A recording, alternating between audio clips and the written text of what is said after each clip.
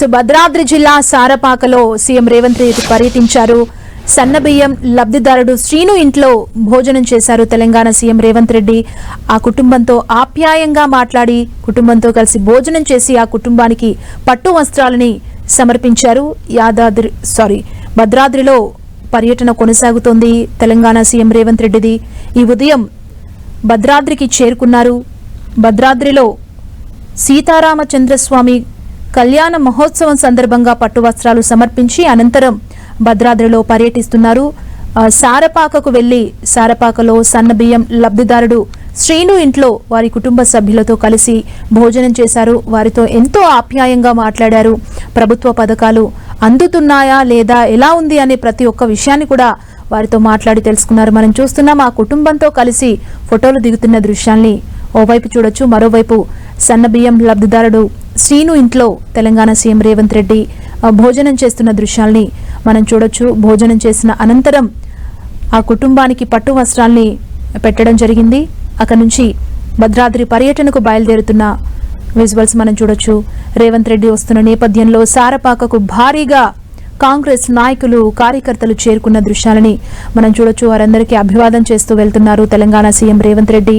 సారపాకలో CM Revanth Reddy పర్యటన కొనసాగుతోంది. CM Revanth Reddy సామాన్యుడి ఇంటికి వెళ్లి భోజనం చేశారు. సన్నబియ్యం లబ్ధిదారుడింటికి మంత్రులతో కలిసి వెళ్లి సన్నబువ్వ తిన్నారు. శ్రీరామనవమి సందర్భంగా సీఎం రేవంత్ రెడ్డి భద్రాద్రి కొత్తగూడెం జిల్లాకు వెళ్లారు. భద్రాద్రి రామయ్య కళ్యాణ వేడుకలో పాల్గొన్న అనంతరం నేరుగా బూర్గంపాడు మండలం సారపాక గ్రామానికి వెళ్లి సన్నబియ్యం లబ్ధిదారుడు శ్రీనివాస్ ఇంటికి వెళ్లారు.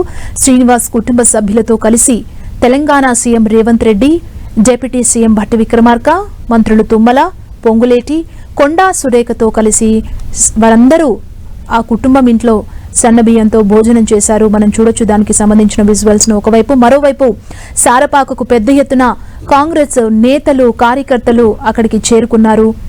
ఆ గ్రామ ప్రజలు కూడా అక్కడికి చేరుకున్నారు. వారందరికీ అభివాదం చేసుకుంటూ అక్కడి నుంచి పర్యటనకు వెళ్తున్న దృశ్యాలని మనం 10 టీవీ స్క్రీన్ మీద చూస్తున్నాం.